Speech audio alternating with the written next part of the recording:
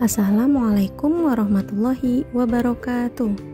Halo anak-anak, hari ini kita akan mempelajari pelajaran IPAS bab 7, yaitu bumi kita terancam bahaya. Disimak baik-baik ya. Anak-anak, manusia tidak bisa lepas dan sangat bergantung pada lingkungan alam. Manusia membutuhkan lingkungan untuk memenuhi kebutuhan pangan, sandang, dan papan dengan memanfaatkan sumber daya alam di sekitar.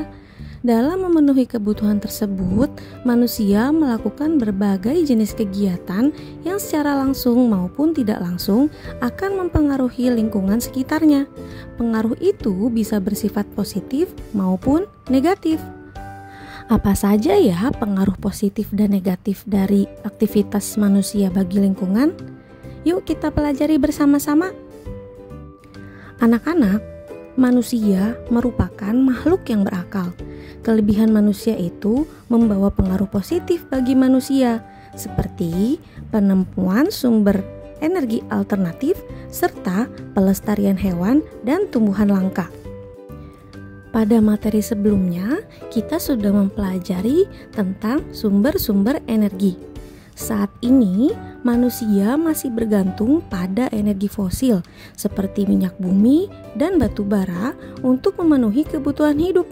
Padahal, sumber energi tersebut tidak dapat diperbarui sehingga jika dipakai terus-menerus akan cepat habis. Untuk mengatasi hal itu, para ilmuwan mencari sumber energi alternatif untuk dijadikan pengganti bahan bakar fosil. Misalnya, energi panas matahari yang dimanfaatkan untuk membuat panel surya sebagai energi listrik. Selain itu, pengaruh positif yang lainnya yaitu pelestarian hewan dan tumbuhan langka. Ada berbagai jenis hewan dan tumbuhan langka yang keberadaannya semakin sedikit, bahkan hampir punah.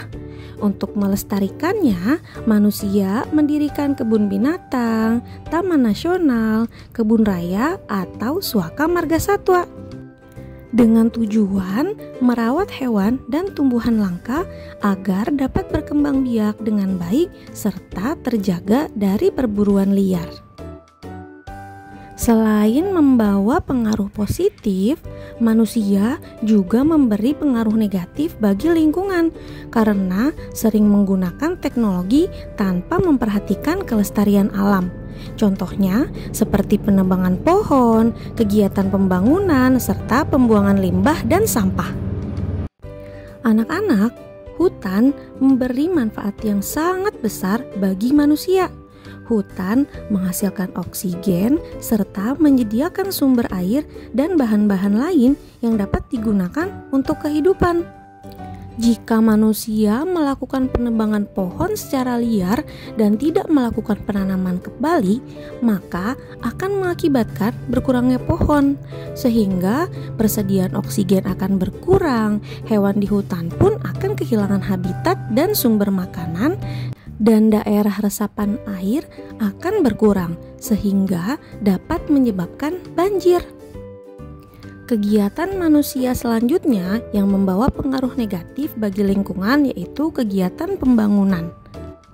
Kegiatan pembangunan jika tidak diimbangi dengan pelestarian alam akan mengakibatkan pencemaran udara dan habisnya lahan alami yang digunakan sebagai tempat pembangunan. Selanjutnya, sebagian besar aktivitas manusia sehari-hari menghasilkan sampah atau limbah. Pembuangan limbah dan sampah apabila tidak ditanggulangi dengan baik dan secara tanggung jawab akan mencemari dan mengakibatkan kerusakan lingkungan. Berikut ini ragam permasalahan lingkungan akibat perbuatan manusia. Ada pemanasan global, perubahan iklim ekstrim, dan pencemaran udara. Yang pertama, pemanasan global. Pemanasan global adalah suatu fenomena global yang dipicu oleh kegiatan manusia, terutama yang berkaitan dengan penggunaan bahan fosil dan kegiatan alih guna lahan. Dampak yang ditimbulkan dari pemanasan global adalah mencairnya glasir dan es di kutub, curah hujan yang tinggi, kegagalan panen, hilangnya terumbu karang, kepunahan berbagai spesies, hingga penipisan lapisan ozon pada atmosfer bumi. Yang kedua yaitu perubahan iklim ekstrim.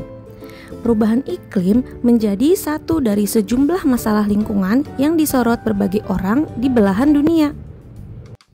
Menurut PBB, perubahan iklim adalah perubahan jangka panjang dalam suhu dan pola cuaca. Beberapa faktor penyebab perubahan iklim yang terjadi secara global yaitu pemanasan global, efek gas rumah kaca, kerusakan lapisan ozon, kerusakan fungsi hutan, penggunaan klorofluorkarbon atau CFC yang tidak terkontrol, dan gas buang industri. Konsekuensi dari perubahan iklim saat ini antara lain kekeringan hebat, kelangkaan air, kebakaran hebat, naiknya permukaan laut, banjir, pencairan es kutub, badai dahsyat, dan penurunan keanekaragaman hayati. Dan yang terakhir yaitu pencemaran udara. Pencemaran udara atau yang juga disebut dengan polusi udara umumnya disebabkan oleh pelepasan sejumlah bahan kimia di atmosfer seperti asap kendaraan bermotor. Pencemaran udara dapat menimbulkan dampak terhadap lingkungan alam, antara lain hujan asam, penipisan lapisan ozon, dan pemanasan global. Anak-anak, lingkungan yang sudah rusak akan mengakibatkan beberapa dampak buruk bagi manusia. Banyak cara mengatasi dampak kerusakan lingkungan hidup yang bisa dilakukan. Berikut beberapa cara mengatasi permasalahan lingkungan untuk menyelamatkan bumi. 1. Menerapkan prinsip 4R. 2. Reboisasi. 3. Bioremediasi. 4. Rehabilitasi lahan. Dan yang kelima, reklamasi pantai. 1. Menerapkan prinsip 4R. 4R adalah reduce, reuse, recycle, dan replant. Prinsip ini berguna untuk menanggulangi adanya bencana banjir yang sering terjadi. Reduce adalah mengurangi pemakaian barang yang tidak berguna. Reuse adalah memakai ulang barang yang masih bisa digunakan.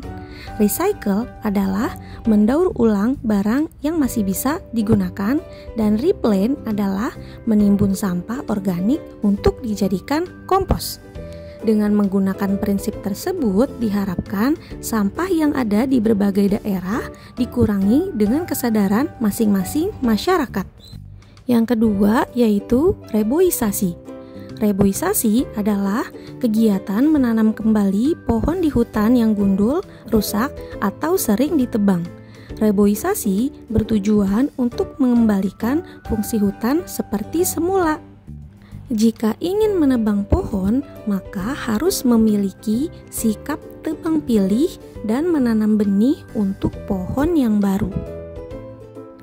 Anak-anak, limbah tidak hanya terjadi di industri saja. Ada juga limbah rumah tangga.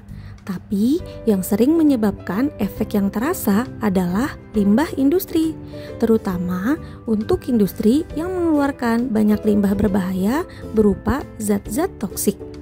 Untuk itu, kita bisa melakukan bioremediasi. Bioremediasi ini yaitu pemanfaatan mikroba atau tanaman dari kontaminasi.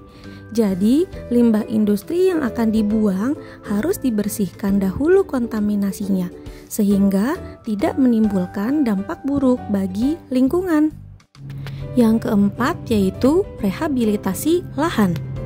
Rehabilitasi lahan menjadi upaya untuk mengembalikan lingkungan fisik untuk bisa difungsikan lagi. Jika hal ini tidak dilakukan, maka tanah akan menjadi tandus dan mati.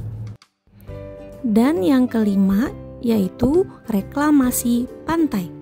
Reklamasi pantai merupakan kegiatan pemulihan pantai untuk menyelamatkan lahan yang kritis dan mati untuk menjadi lahan yang lebih produktif. Adanya lahan kritis dikarenakan ulah penambangan pasir yang dilakukan oleh manusia. Reklamasi pantai dan penanaman tembakau ini menjadi cara menanggulangi kerusakan lingkungan hidup akibat ulah manusia. Baik anak-anak, cukup sekian pembelajaran kita hari ini.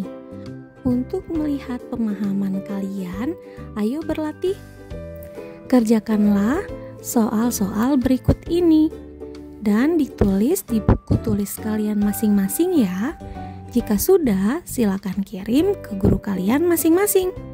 Baik anak-anak, terima kasih atas perhatiannya. Mari kita bersama-sama menjaga lingkungan kita agar tetap asri dan lestari. Ibu tutup pembelajaran kita hari ini. Wassalamualaikum warahmatullahi wabarakatuh.